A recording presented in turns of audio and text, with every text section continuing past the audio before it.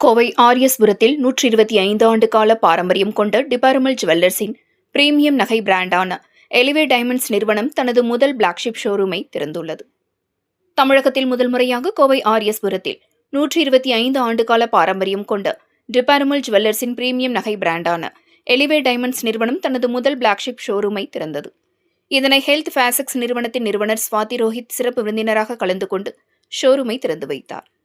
தொடர்ந்து இந்த நிறுவனம் குறித்து நிறுவனத்தின் நிறுவனர் த்ரிஷங் குப்தா செய்தியாளர்களிடம் கூறியதாவது: ஹைதராபாத் நிஜாம்களுக்கு கைவினை நகைகளை செய்து 125 ஆண்டுகால அனுபவத்தை கொண்ட இந்த நிறுவனம் அதிநவீன புதிய தொழில்நுட்பத்தில் உருவாக்கப்படும் லேப் குரோன் வைரங்களைக் கொண்டு நவீன வடிவமைப்பு நகைகளை அறிமுகப்படுத்தி உள்ளது.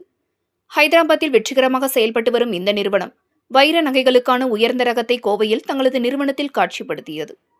இங்கு உயர்தர சோலிடர், கலர்டு ஸ்டோன், மினிமலிஸ்ட் மற்றும் பாரம்பரிய பொல்கி, விக்டோரியன் கலெக்ஷன்கள் கிடைக்கின்றதாக கூறினார்.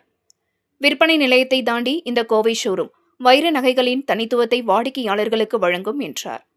மேலும் ஆடம்பரத்தையும் பாரம்பரியத்தையும் இணைக்கும் அனுபவ மையமாக இந்த ஷோரூம் வடிவமைக்கப்பட்டுள்ளதாகவும் அவர் தெரிவித்தார்.